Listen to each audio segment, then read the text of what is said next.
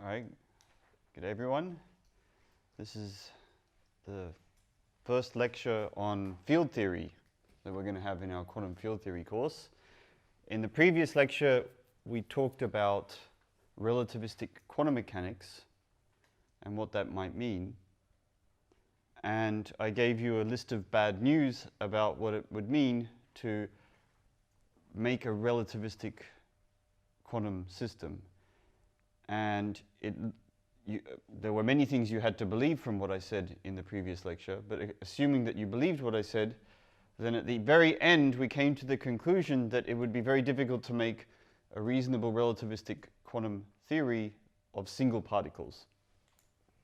And so it is that we have to think about many particles, and in fact we have to go all the way from many particles to an indefinite number of particles, and then the formalism that we've successfully developed in the past 50, 60 years to deal with that is that of field theory. But if we want to talk about quantum field theory, we better understand field theory. What does it even mean in the classical setting? So the picture I want you to have in mind, and the picture that I'll repeat very often, you'll see from my previous lectures, and also you'll see throughout this course,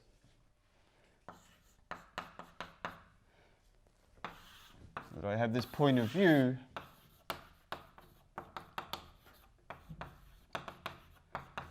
that classical systems arise as effective descriptions of quantum systems in the limit of low energy,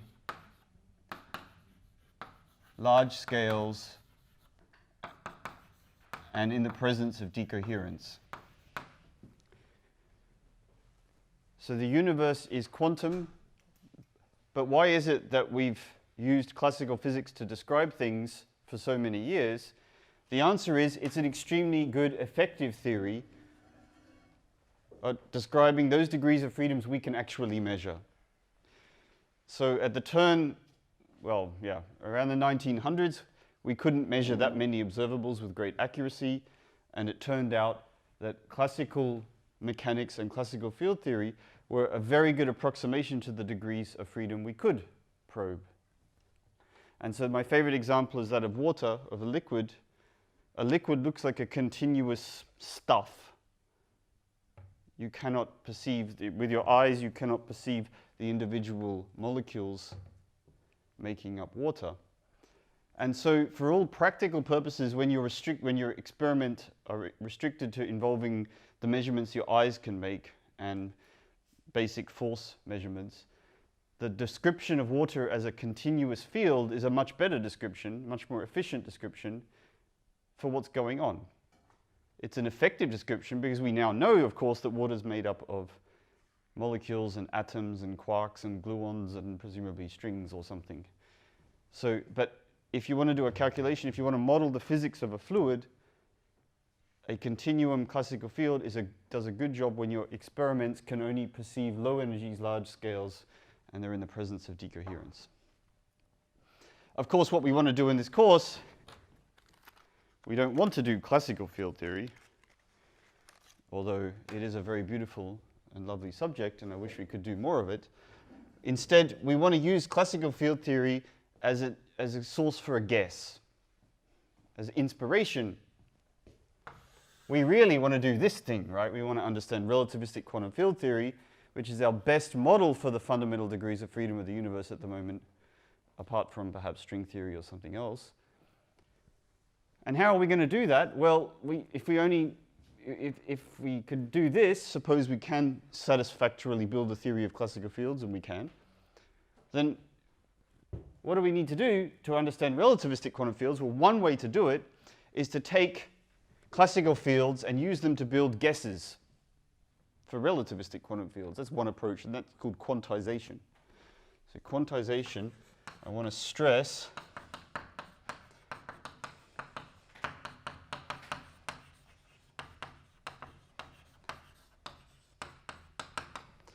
is nothing more than an educated guess. Do not fall into the trap of thinking that quantization is some magical mathematical functor that takes for every classical theory and produces for you a well-behaved quantum theory. quantization is nothing more than an educated guess. It gives you a guide for producing things that you might call relativistic quantum fields, but you still have some work to do. If you've written down something that you think is a relativistic quantum field, you have to expose it to decoherence, you have to study the low energy and large scale limit, and then you have to convince yourself that it gave you the classical field theory that you know is a good effective model. So there's two steps in quantization. The first is starting with a classical field theory that you know is a good effective model, making an educated guess for a relativistic quantum field theory, which has nothing a priori to do with this thing here, taking the limit of low energy, large scales, and decoherence, and checking that you get back the classical field theory that you started with. That's quantum field theory in a nutshell. In fact, that's quantum mechanics. The process of quantization in quantum mechanics takes you from a classical thing to a quantum thing. The only time you're convinced that it's correct is when you take your quantum thing and go to this limit here. So in order to even talk about this side of things here, which we're going to use as our source of guesses, I have to tell you what a classical field is. So I'm not going to assume that you know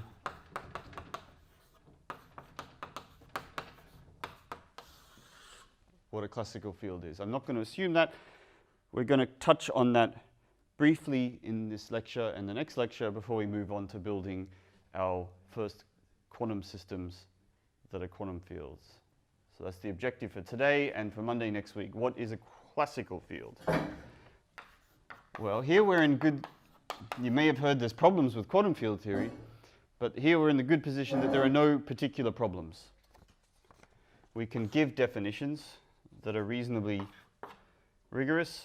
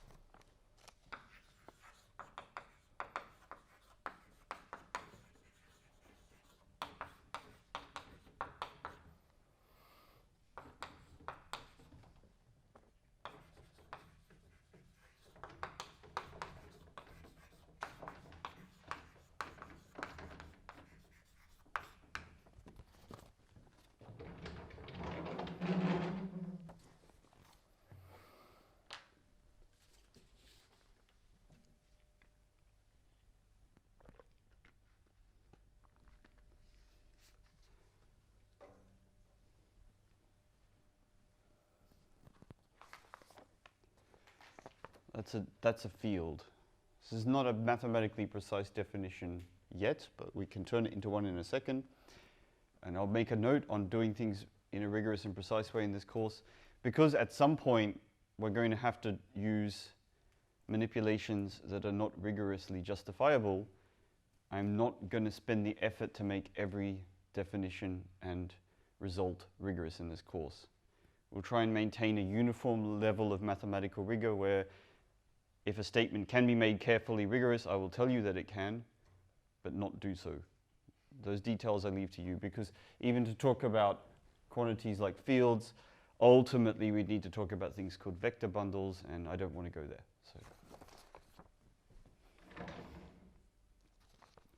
So for us, a field is a quantity that's defined at every point in a manifold M called space-time. I'm leaving M kind of not specified in this definition because occasionally it's kind of nice to let M be different from our Minkowski space that we find ourselves in. But for us, M will always be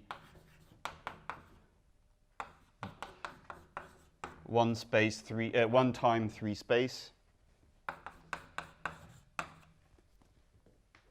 Minkowski space. So unless I tell you otherwise, really, we're going to stick with this case here. Occasionally, as I said, it's useful to think about lower dimensions, higher dimensions. And so therefore,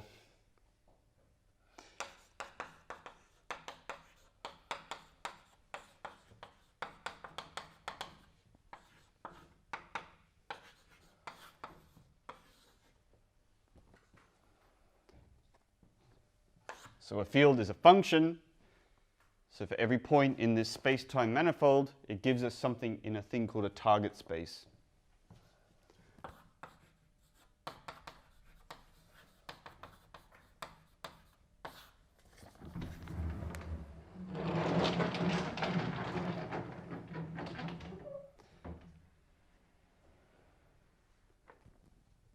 So these target spaces are limited by only one thing, and that's your imagination. You can imagine all kinds of crazy target spaces. I'll list some example target spaces.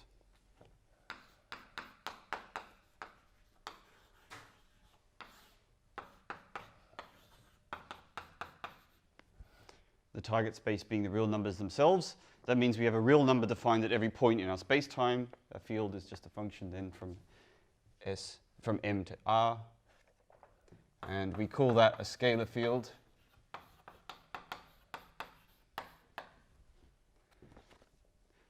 Note that I haven't actually put a topology on these space of functions yet that we call fields.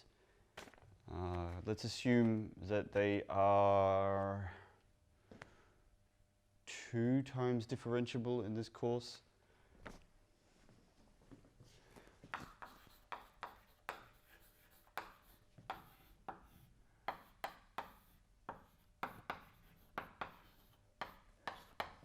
Think that's enough.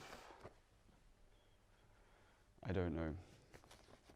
We'll see as we go along if we need to assume that these functions are more differentiable or less differentiable.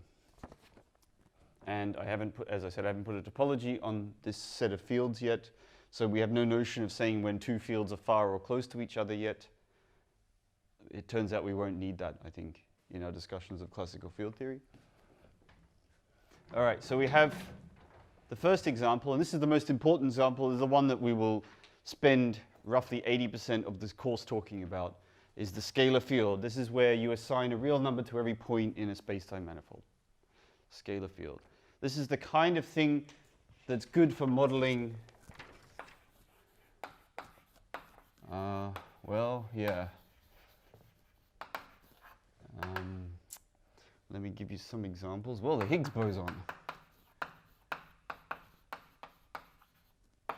Okay, it's very good for modeling the Higgs boson.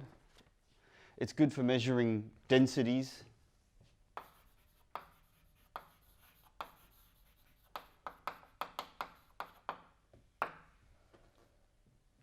What else is the scalar field good at modeling? It models also magnetization density in some cases.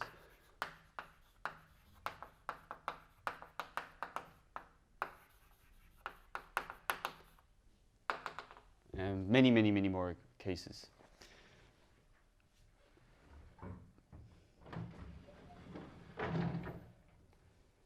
So this is the one that we focus most of our energies on, the scalar field. It turns out sort of once you understand how to make quantum scalar fields, quantum vector fields aren't that much more difficult. The only time things get much more interesting is when we talk about gauge fields, which we won't do in this course. All right, so that's example 1. Let's take a look at example 2.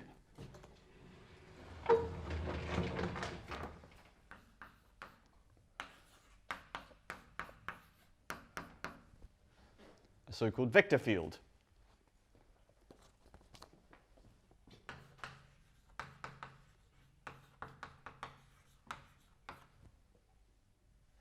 So at every point in space-time, you now have a little vector n components.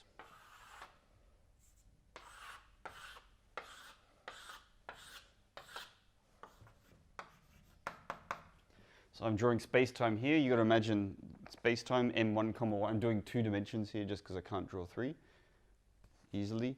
So you've got to imagine that this grid here, this regular grid here is Minkowski space, 1 + 1 dimensions. And a vector field, what does it do? Well, at every point, there's a vector defined on this space-time manifold. And these vectors are elements of the vector space Rn. And these are good for modeling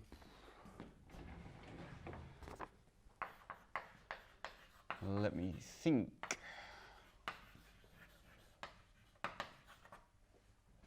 I guess, pions. And what else would have a kind of the electromagnetic field, but not quite? Because that's actually a gauge field.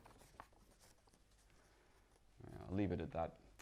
And then another example, I guess I'll do 2 more examples.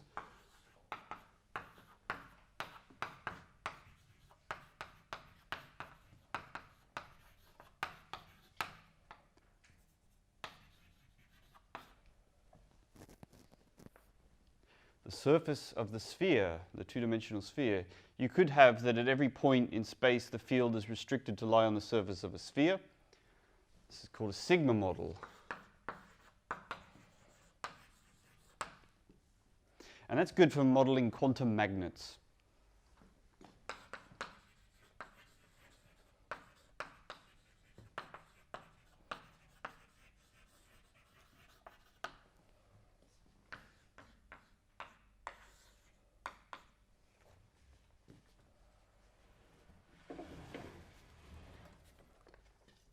And a 4th example. What would be interesting here? Well, you can put anything you want at this point. Torus, which is S1 cross S1. These sort of things turn up in things called, amongst others, Chern-Simons theories.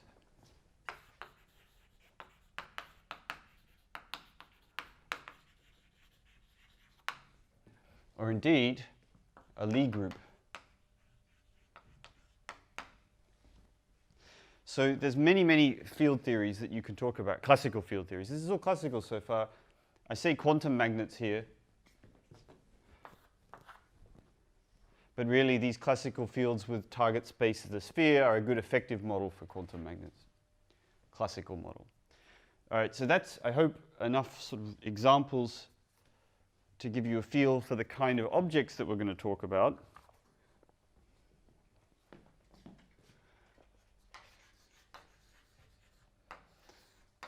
So in the case of these vector fields,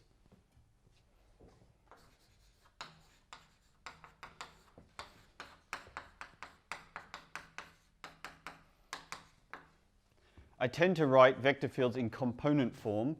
So we know that a vector field gives us an element of Rn at every point in space-time. So another way of doing that is to give a list of n numbers at each point in space-time.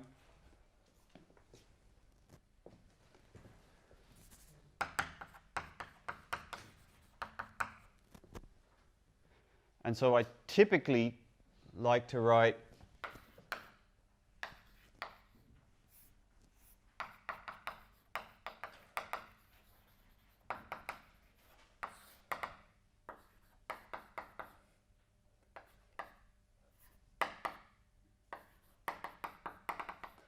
a vector field is a list of n scalar fields.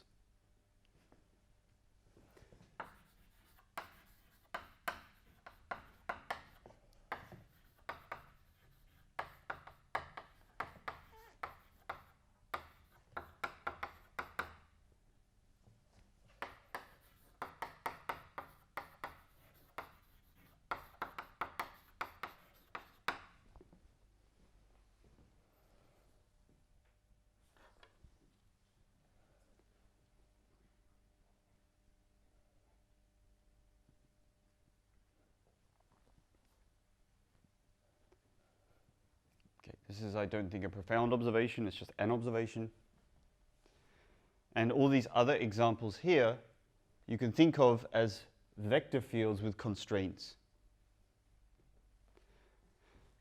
If you think about the surface of a sphere, that's the same as having a 2-dimensional vector which satisfies an equation, namely that the phi 1 squared plus phi 2 squared equals plus phi 3 squared equals 1. So a 3-dimensional vector that satisfies an equation that forces the field to be on a sphere. And similarly with these other examples here, the torus and the Lie groups. You can all coordinatize these manifolds and think of them as vector fields with n components satisfying some constraint. We won't really do that this much in this course because we'll be focused really on the basic quantum fields, namely the scalar fields and the vector ones. All right, that was kinematics of a field. I've just told you what are the space of configurations of a field. Now let's get to dynamics, how these things change.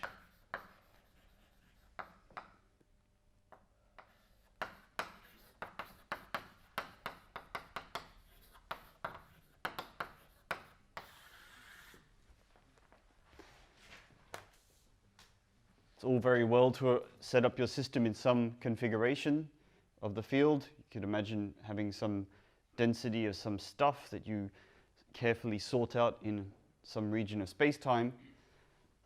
It's rarely going to sit still. Physical systems are like cats. They want to move. So you have to work out what are the rules that govern their motion, and that's equivalent to the task of introducing dynamics for classical fields.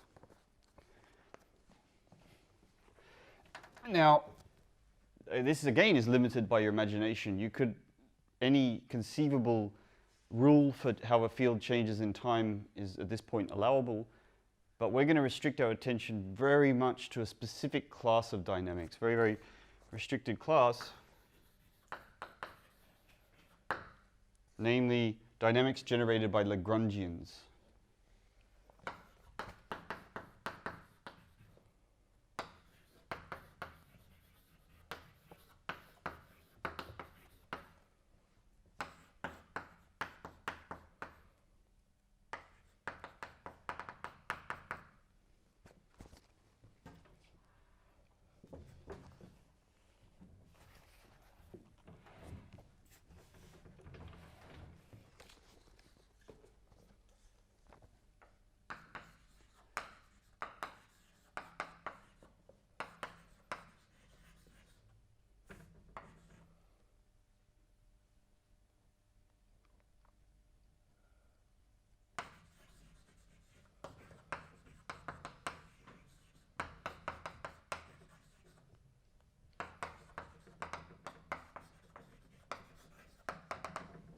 So this index A that we allow to vary from 1 to n, you can think of this in many ways as index A. Yep?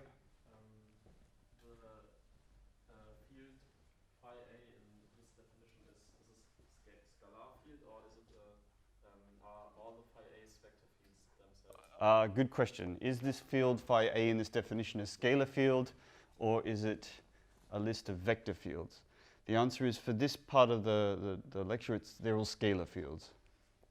So I'll write that here. Phi A is a scalar field.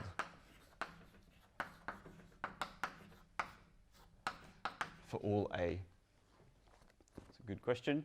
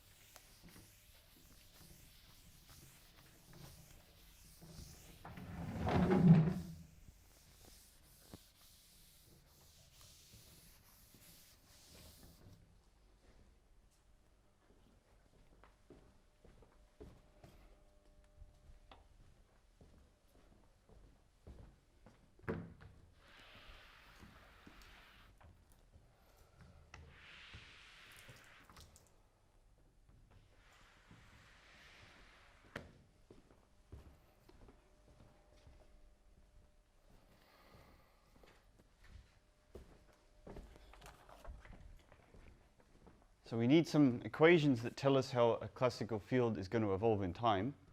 So the question, you know, what equations?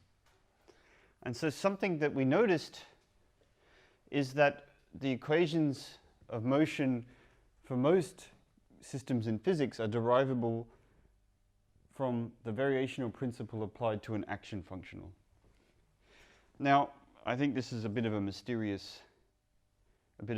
why this is the case. And I wonder if this is just a human way of encoding lots of equations into something a bit simpler to express. So the example I like is that if you look at Maxwell's original treatise on his equations, then he doesn't write them in the modern way. He wrote literally every component out, and it fills 2 pages. So it doesn't look particularly attractive. Doesn't look like the Maxwell's equations that you're taught these days with, you know, div E and equals 0, Gauss law, and all these kind of things. He wrote out laboriously every component. And then in time, people worked out that you could use vector notation to simplify things. And then in time, we weren't satisfied. We wanted to find more compact ways to express equations of motion. We wanted to apply some pk-zip type procedures so that we wouldn't have to write out 24 components or 100 components of an equation of motion. And we discovered that one very efficient way of encoding equations of motion was via this action principle, variational principle applied to an action functional. So we learned that most of the equations of motion in physics can be derived by extremizing some functional of the dynamical degrees of freedom, which I find magical and mysterious, and I don't know why in a physical sense this should be. So we just have to accept it, I think, that it works in every case we've seen. Of course, it's very useful because the variational principle allows us to encode symmetries in a very compact way. So once we've determined that our system should be relativistic, then by using this variational principle, we're able to write down very many equations of motion that are relativistically invariant without having to check very hard. We can reduce our work substantially via this procedure.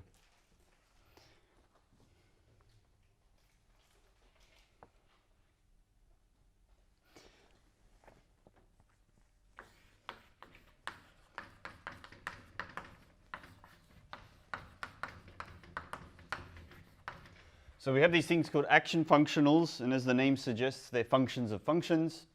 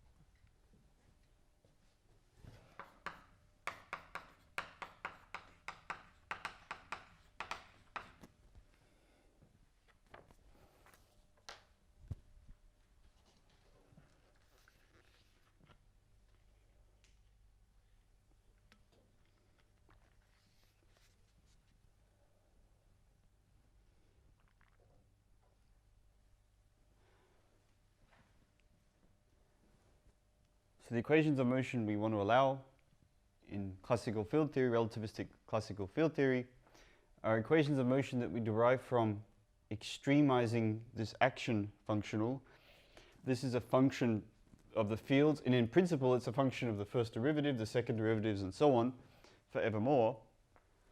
But, and this is a crucial assumption we make in this course, we're actually going to assume that L is only a function of phi and the first derivative of phi. It can be a nonlinear function, but it's not a function of higher derivatives. There's various reasons you might want to make that restriction. And in the exercise sheet, you're going to explore more general Lagrangians and the action principle involving higher derivatives. One reason for this assumption is that it gives us all the equations of motion we need to describe what we've observed in nature anyway, so this is enough. And this action functional is a function not only of the fields and the derivatives, but also of the region of space-time over which you define it. It's typically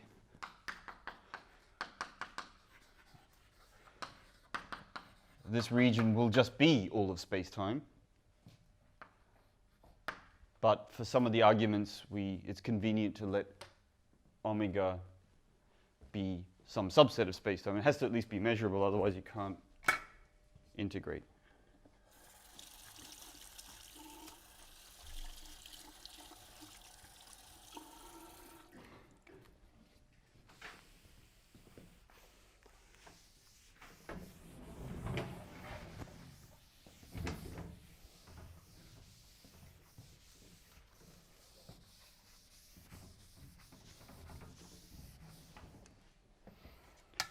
So you get your equations of motion delivered to you in this highly encrypted form. You know, when you download a video from the internet, you don't get it in unencoded format, you get it highly compressed. And this is what this is. This is a highly compressed representation for lots and lots of equations. And now I'm going to give you the decompression routine to get the equations out from this compressed representation. And that decompression routine is called the Euler-Lagrange equations, which comes from extremizing this functional. Oh yeah, I didn't say.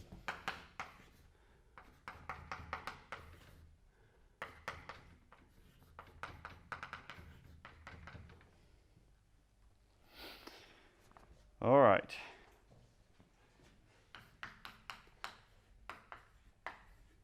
How do we extract the equations of motion?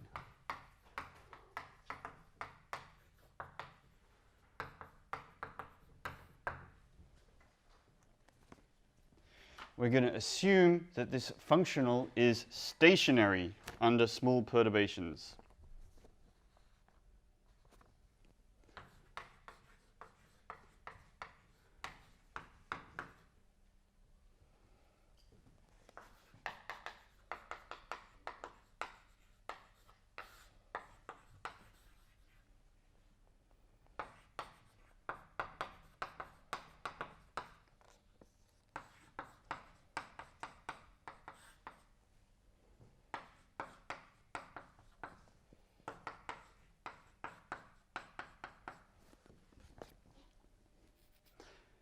You have some configuration,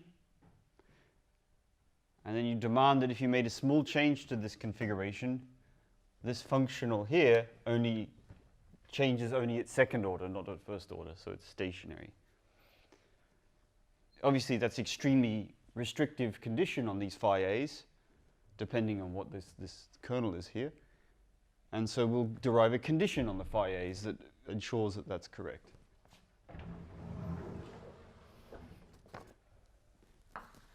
And for technical reasons,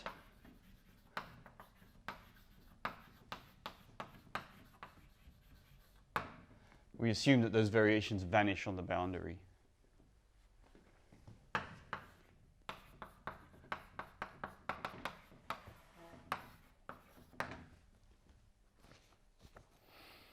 You don't have to do that.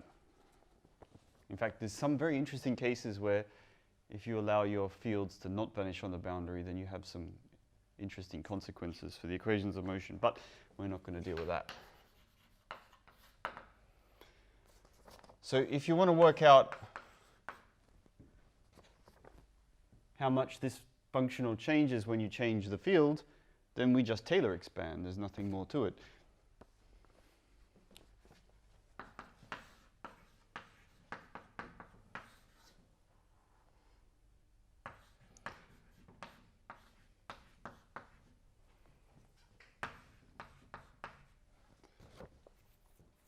So you ask, how does L change as you change the argument phi a? Well, if you change the argument phi a, then to first order, L changes according to dL d phi a. It's proportional to dL d phi a. And also this argument changes, right? So if I make a small change in the fields. So there's another term in this expansion here to first order.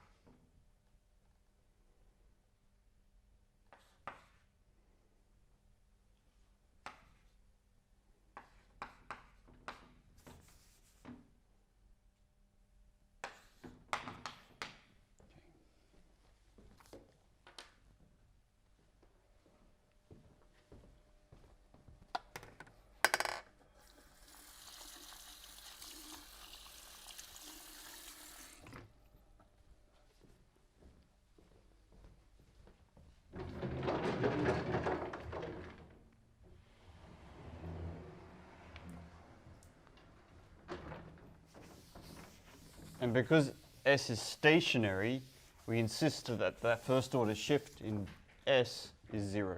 That's what the last bit says.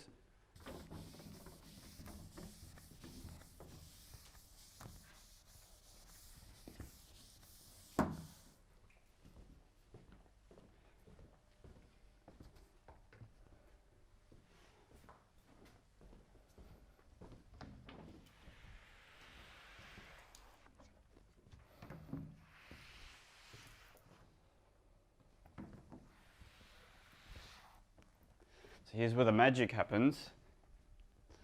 This at the moment doesn't look very helpful. How is there any equations of motion there at all? Well, we will see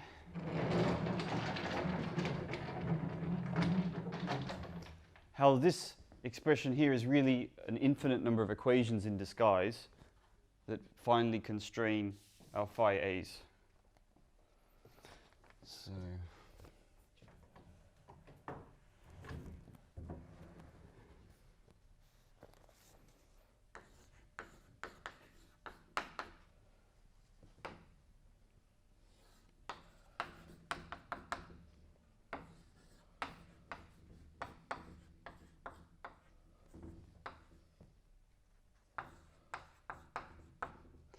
and what we're going to do is we've got this derivative here. We put that outside the shift there if we want. And we're going to move the derivative from this term to acting on this term. That's by integrating by parts.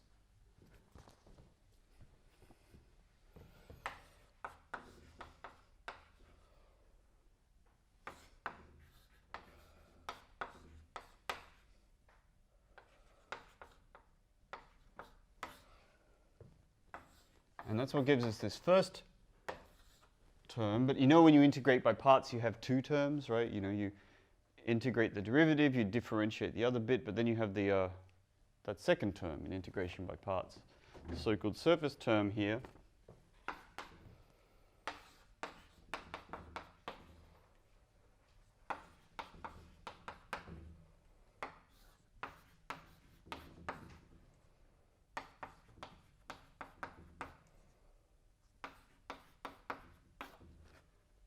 That term as well that we have to worry about. So you might wonder what to do with this expression here, but turns out this is we're in a very good situation because this expression here is just d mu some m mu. It's a total derivative. So when you integrate a total derivative, you can use whatever version of Green's theorem that you like. And this thing here is equal to the contribution on the boundary of omega.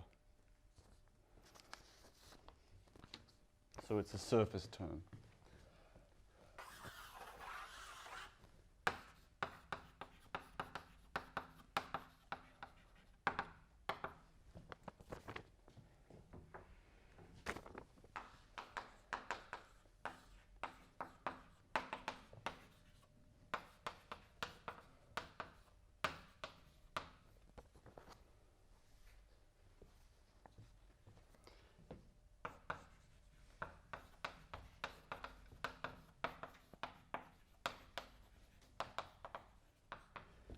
So since we demanded that our variation is actually 0 on the surface, then that second term is gone. So we're just left with the first term there.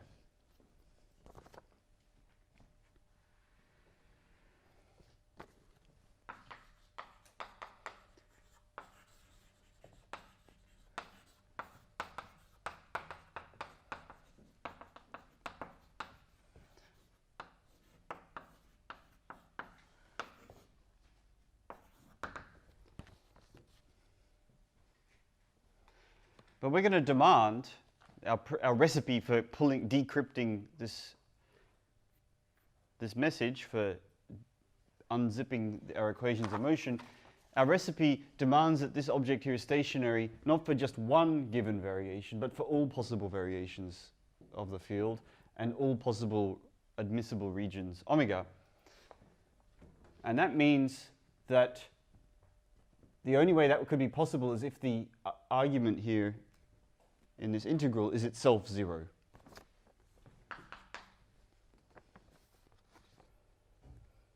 And we have now obtained our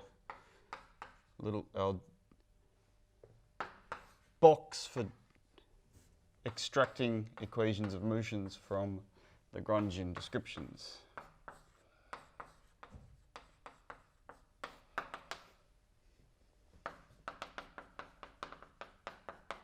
There it is.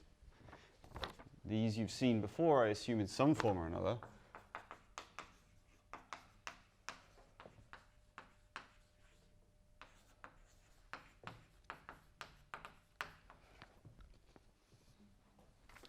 And they go under the name of the Euler-Lagrange equations.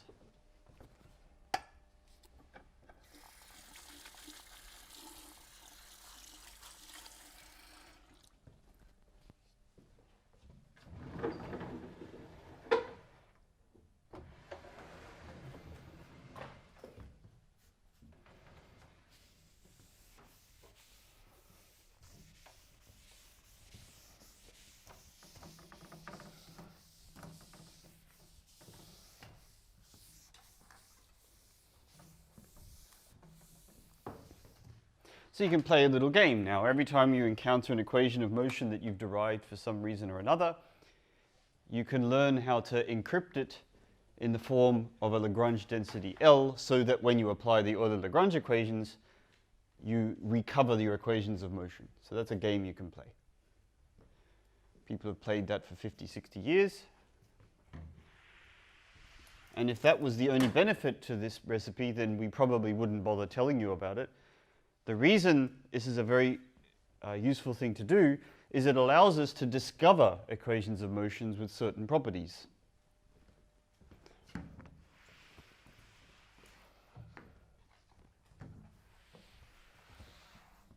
In particular, should you want your equations of motions to be symmetric under some kind of transformation, like a Poincaré transformation,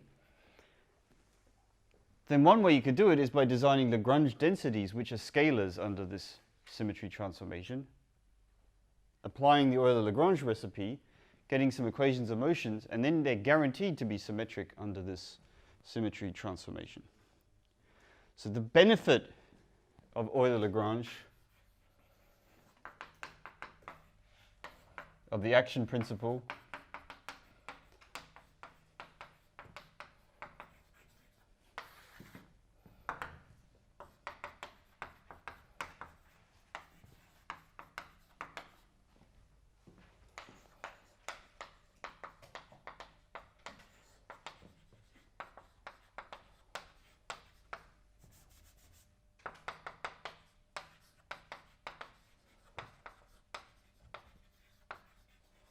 We'll talk more about symmetries on Monday, but for now, we're going to, for the rest of today's lecture, we're just going to apply this recipe to various different Lagrange densities.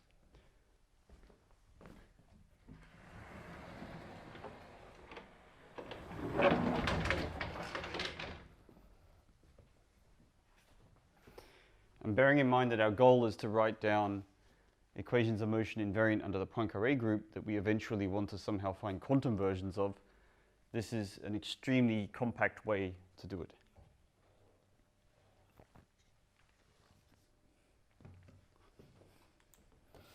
Okay, it's been far too long without an example, so let's get an example so we can.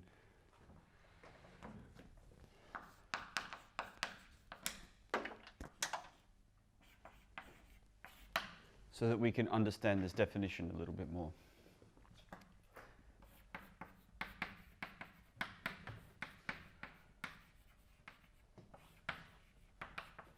So this is everyone's favorite first example of a relativistically invariant classical field theory. It's the Klein-Gordon field.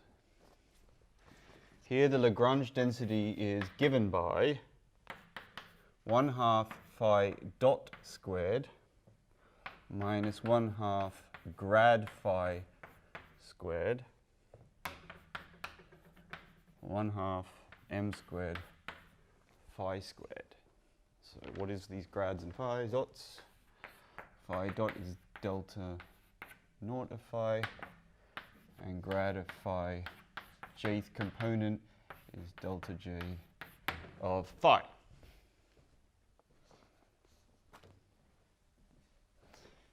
And then we end up with this slightly more compact notation.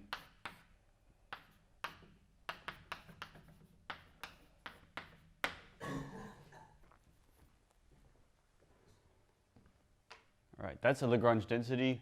You can write it down. In fact, you can list all the Lagrange densities up to second order in phi and second order in the derivatives of phi. There's not that many terms you could add. And this turns out to be basically the most general object that's invariant under Lorentz transformations.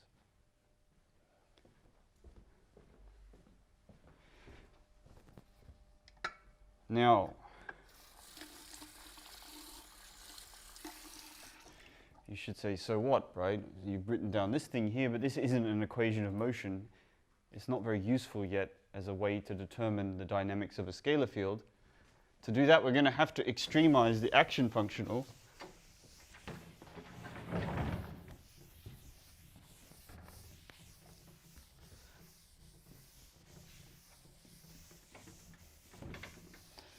And apply the Euler-Lagrange equations to decompress this encrypted recipe and find the actual equations of motion.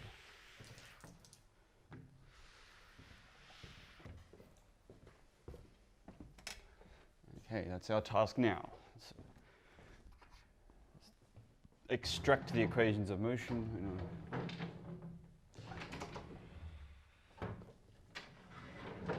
So we have to apply this recipe to this object here. So I'm going to do it without looking at the notes. Let's see what goes wrong. All right, so we're going to need dl d phi. So delta mu phi is an independent variable to phi. So the derivative of this part with respect to phi is 0. So we just have to differentiate that with respect to phi, and we get minus m squared phi, like that, I believe, unless I've made a mistake. The other term we have to deal with is dl d lower mu phi. And if you do that, you should get d mu phi.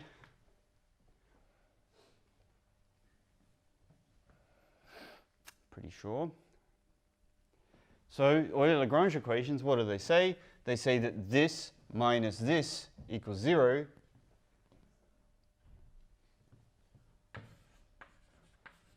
Well, I don't like the minus on this term actually, so I'm going to put the overall minus like that. That doesn't change the equations of motion.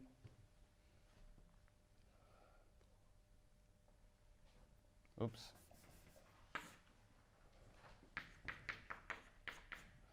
So Euler-Lagrange equations say that d dx mu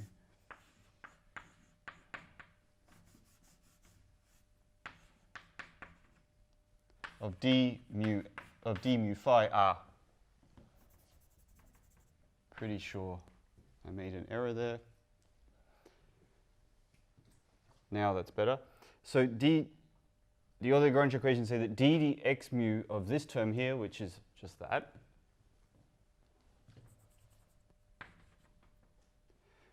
minus this term here should be 0. So that's plus m squared phi equals 0. And that's otherwise known as d mu phi plus m squared phi is 0. And if you want to be really fancy, you can write box.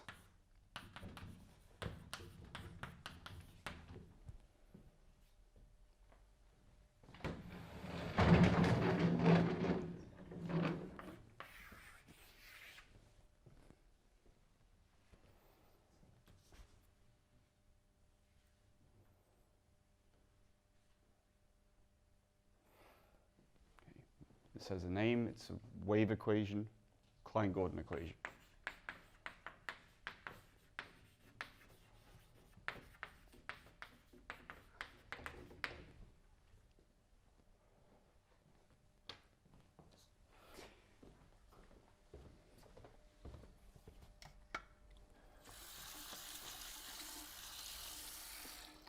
Okay, in the exercise sheet that's already uploaded onto StudIP, there are plenty more examples for you to do to get some practice with this recipe, this extraction recipe. If you want paper copies, they are available. Please ask Dennis Stiegemann for a paper copy of the assignment sheet.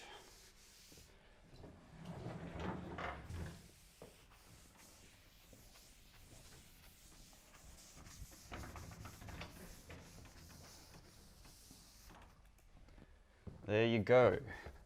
So we could spend the next whole course writing out Lagrangians, extracting equations of motion,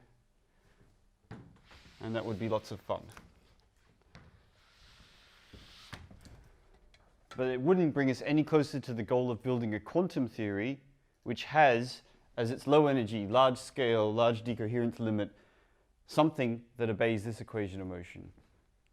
That's where we want to get to eventually. And in order to do that, we have to put our equations of motion in a form which makes it easy to guess a quantum theory.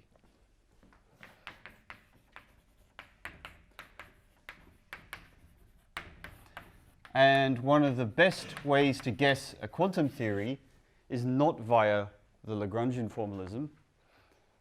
It's via the Hamiltonian formalism, where you impose canonical commutation relations.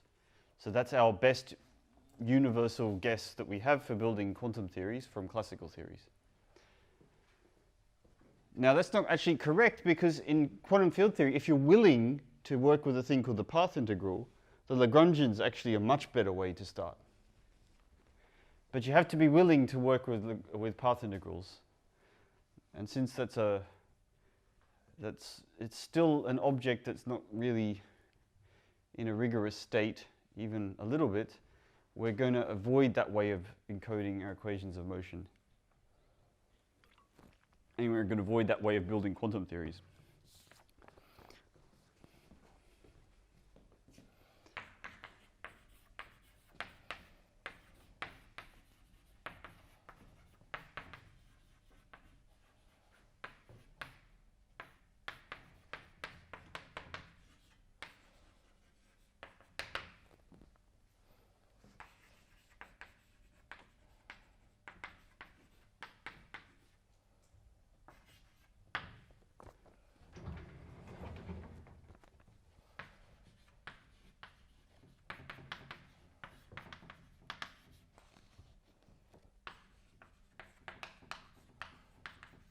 So our best way of building quantum theories is to find pairs of conjugate variables and then building an algebra by imposing canonical commutation relations.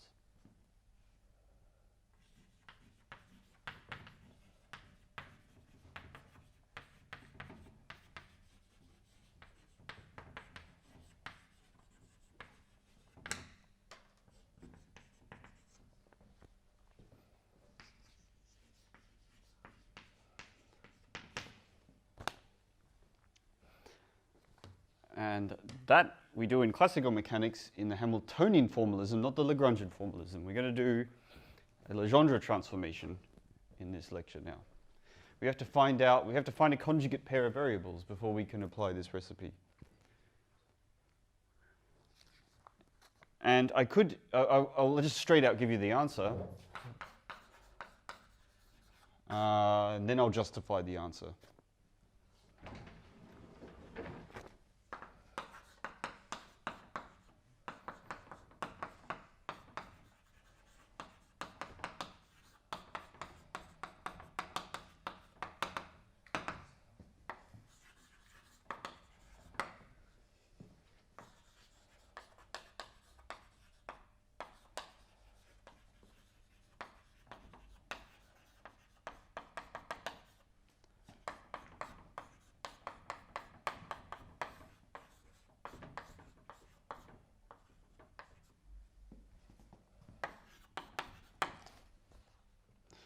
Okay, I don't want there to be any mystery. Let's just say it out straight up. That's what we mean. That's how we define a conjugate momentum to our canonical position variable, density. That's the answer right there. But that's completely unjustified as written. You know, why did I write this down? And for the rest of the lecture, I want to explain this definition using a procedure that should be very helpful for you to understanding fields in general.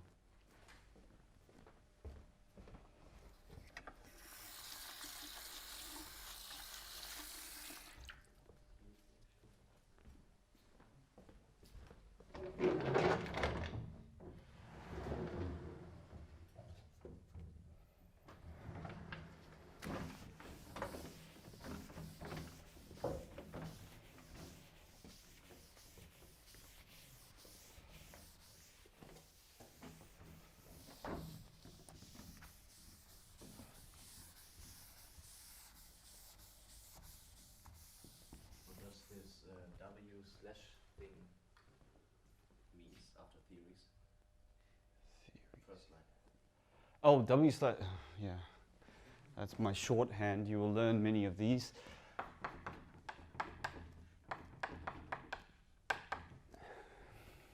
Okay, it's hardly an economical shorthand. I realize that. I've only saved 2 symbols in writing that, but well.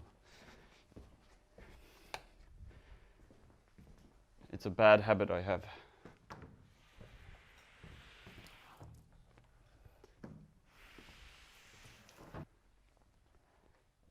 So you might wonder why I like W slash and I don't like C number. So that's my most hated of the abbreviations in quantum mechanics. I think C number is a ridiculous thing to write. And the answer is I have no logical reason. It's a matter of taste. So why do we, I'm going to explain where this comes from. This comes out of the blue. You know, I just write it down and declare that that's correct. Well, there is a justification for that formula, and it comes from how you might study fields in general. So I want to spend some moments just discussing how it is that we solve classical field equations in general. So unless you're extremely very lucky, you don't get to analytically solve any theory of physics.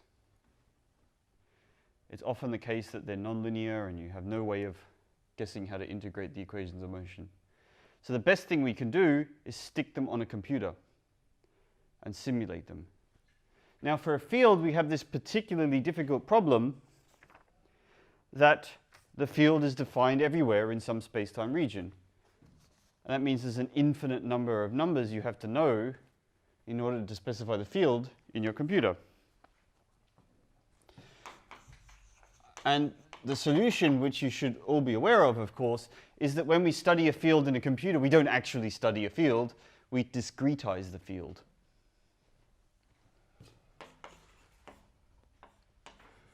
So to explain that definition here, I'm just going to restrict to 1 + 1 dimensions.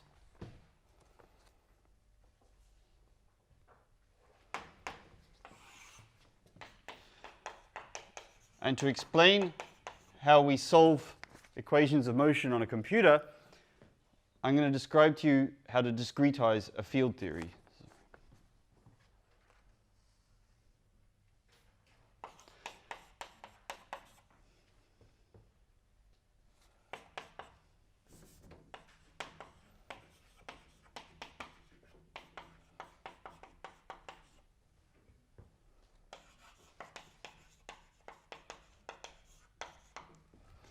This is what you do when you want to simulate some fluid, the motion of fluids on a computer.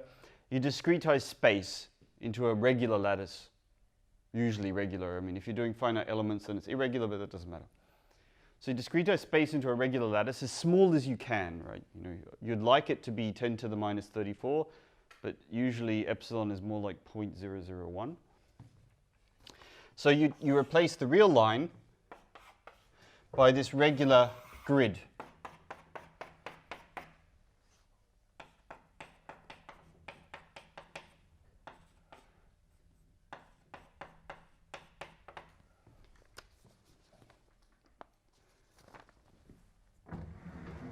And even though the field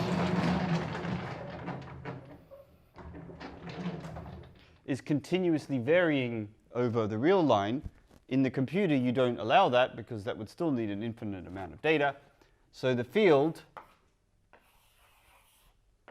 which you can think of as just, in the case of a scalar field, just some smooth function on the real line, at some point, at some given constant time,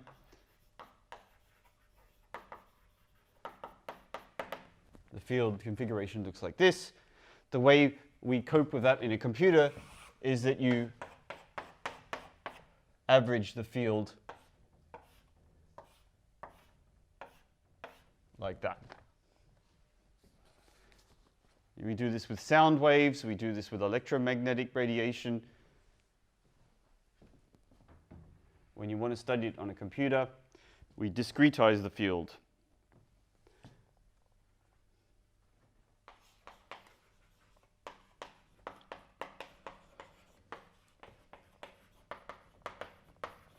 And this yields some generalized coordinates, qja of t. We're going to let this field actually be a vector field. It doesn't really matter. But and these generalized coordinates you can find simply by sampling your field at the midpoint of each of these blocks, of these cells. This is xj. This is the point xj plus 1. This is the point xj plus 2, and so on. So underlying all this, of course, the field is there. It's this nice, continuous, smoothly varying function. But we've replaced the smoothly varying function with this discretized bar graph. And the recipe is you just sample the field at the midpoint of each of these cells. And that gives you a discrete list now. This is a countable list of variables. There's still an infinite number of them, but they're accountably infinite now. And when you work on a computer, sometimes you can use a Fourier transform to get rid of that countable infinity. But often you just truncate things after like 1,000 sites or something.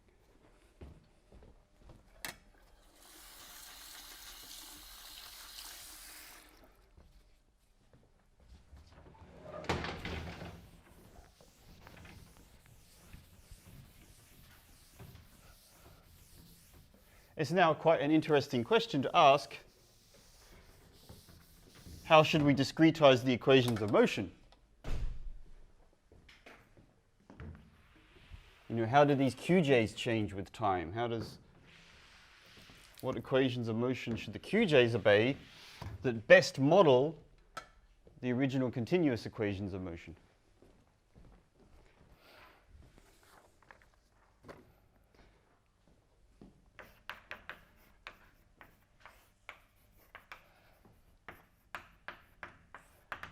And one proposal is you discretize your action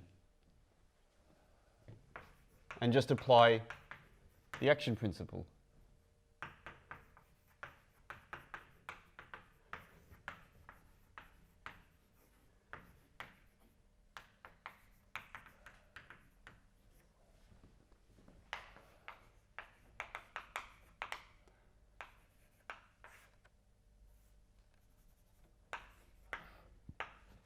And in order to do that, we need to get rid of this derivative term. We have a derivative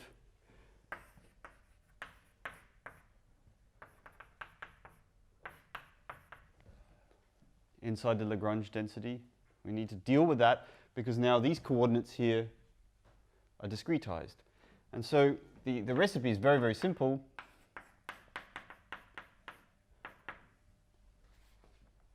The field at a position xj in the midpoint of one of these cells, the derivative of that field you approximate by Taylor's theorem with a finite difference.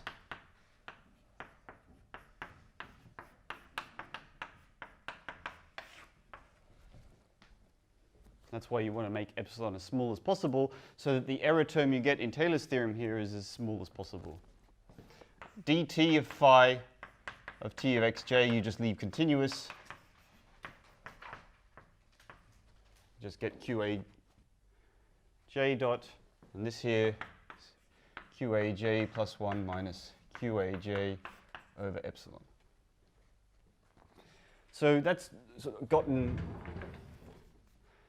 our action functional to a form where we might be able to almost derive some equations of motion from it.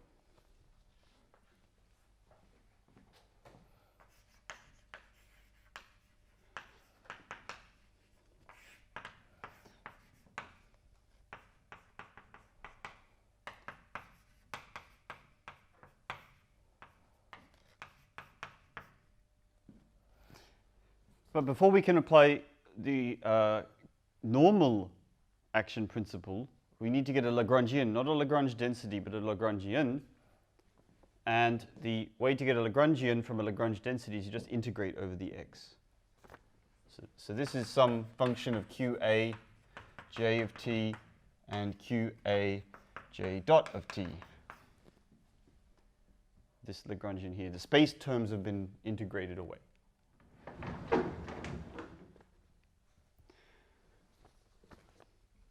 And, well, we have this integral. What are we going to do with it? Well, we discretize the integrals. You use simplest discretization that you know.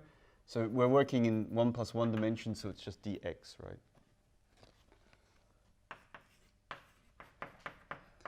If you ever have an integral to do on a computer, how do you do it? You just sum the area under the curve. It's really as simple as that. And here is no exception.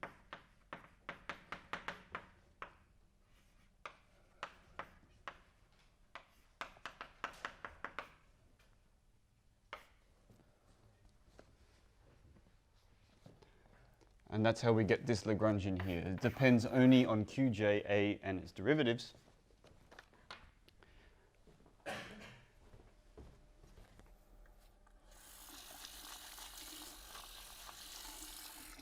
And now actually, the conjugate momentum, I hope it springs out at you. If qaj is the canonical position variable, in normal Lagrangian mechanics, the conjugate momenta is dl dqj, right?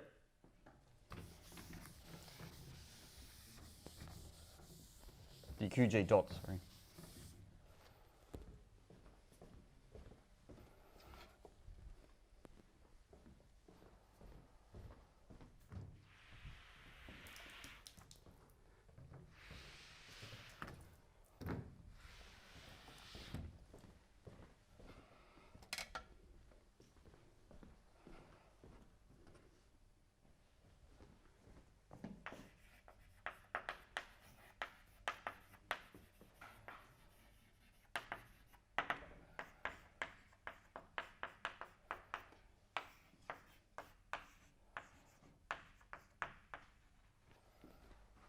we remember that the conjugate momenta to a generalized coordinate qj is just the derivative of the Lagrangian with respect to that variable differentiated.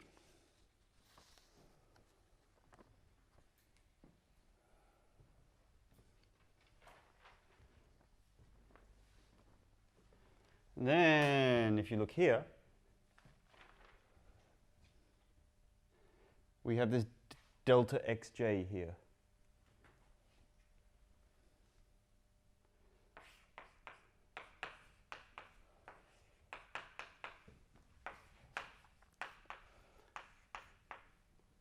Oops, I'll do it this way.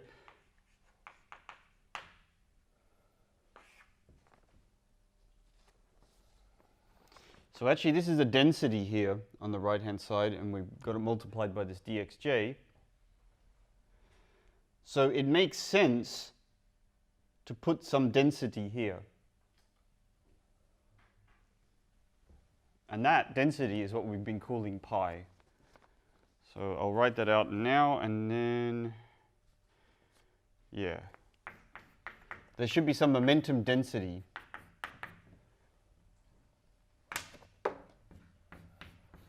corresponding to this momentum here.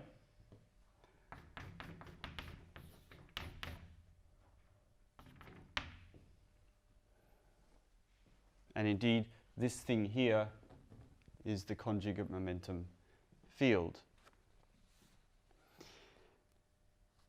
Well, why stop here? We may as well go all the way to writing down a Hamiltonian for our equations of motion. And that's the last thing that we'll do for today. But before I write that Hamiltonian, I will just do this in the context of our example.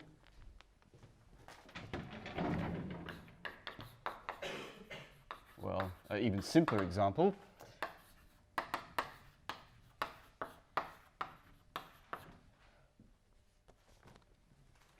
Let's think about almost the world's simplest field theory, which is a scalar field which has no mass term. So this m squared turns out to be a mass term. And we're going to discretize everything according to this recipe. I think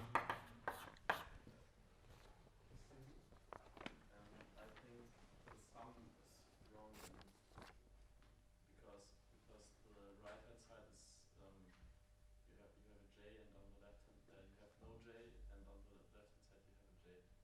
The sum is wrong because I have a, oh gosh, yeah. Yeah, right, okay. Thank you. The sum here is wrong. There should be a prime.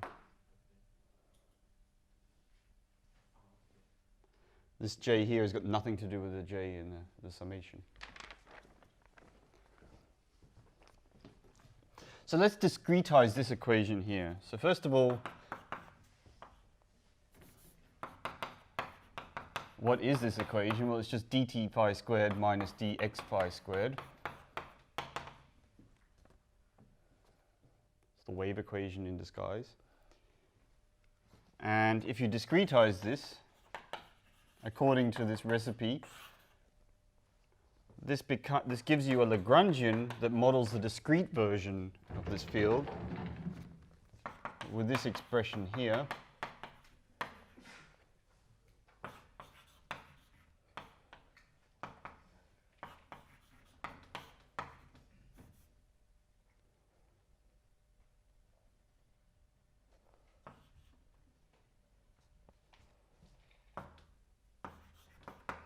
And it's a little exercise just to check that I'm writing down the correct thing here.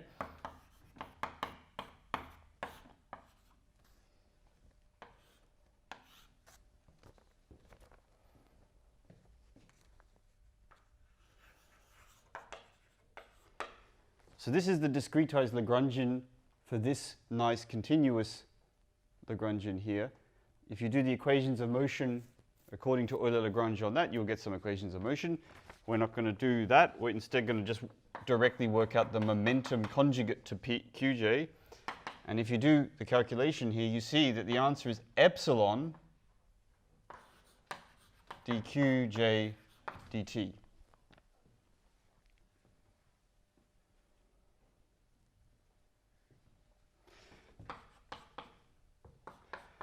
which is meant to be the conjugate momentum evaluated at our location xj in the middle of the cell, times by dxj, which indeed equals epsilon.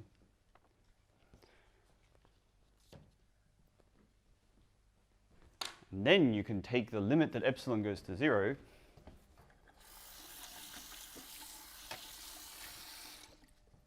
and then we'll recover our definition.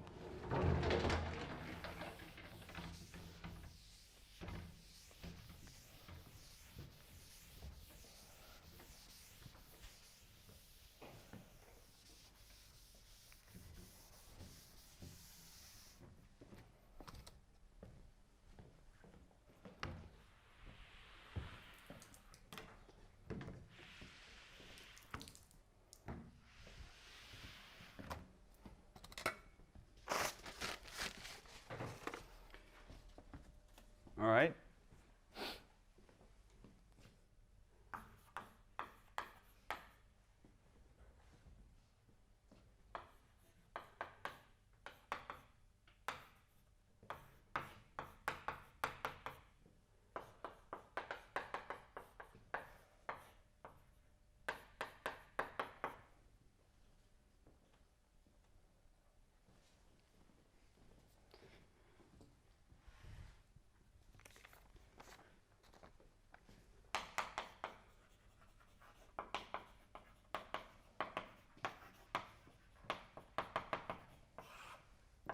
The last thing we'll cover today is the Hamiltonian density for a field, a classical field.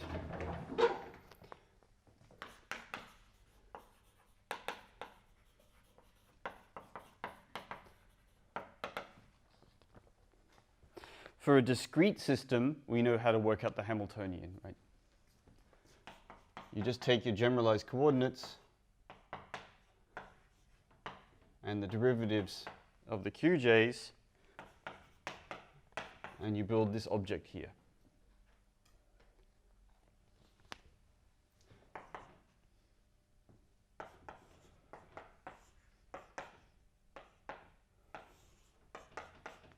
But these, of course, we can now turn these into densities by using this definition we have for this pi a, this momentum density.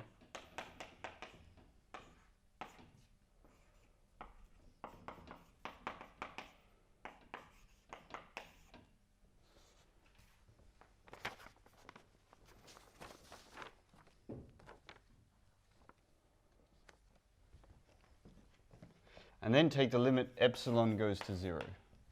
And that'll allow us to write down a proposal for a Hamilton density for this field.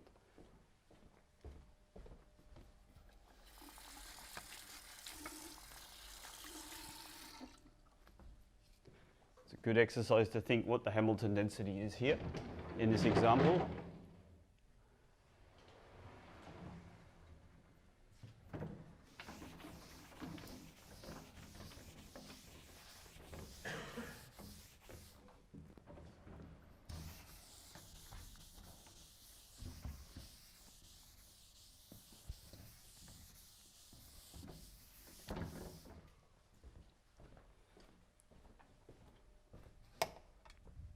So indeed, as delta xj goes to 0, that sum there turns to an integral.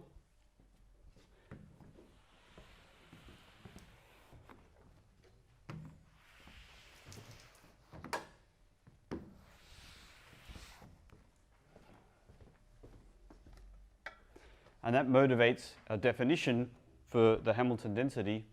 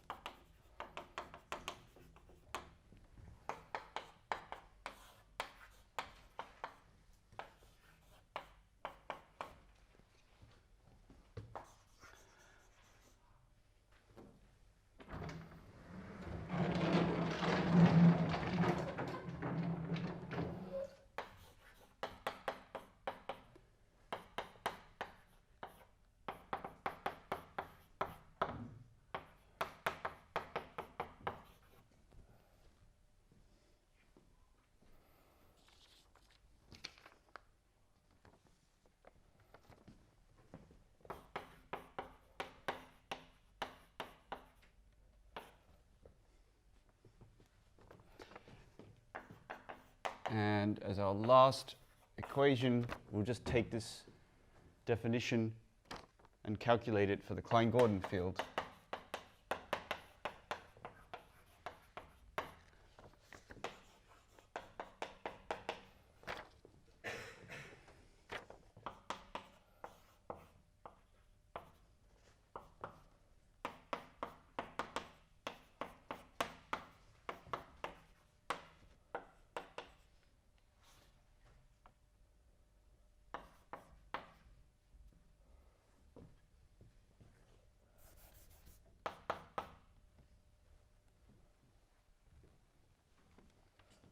And we end up with this Hamilton density expression here.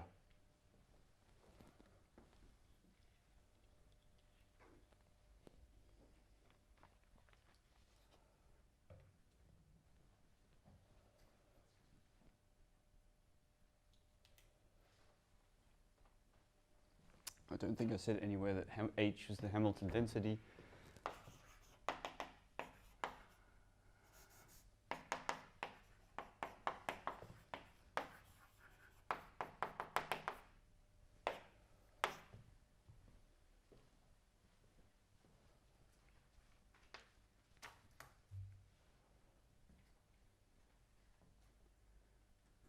Good.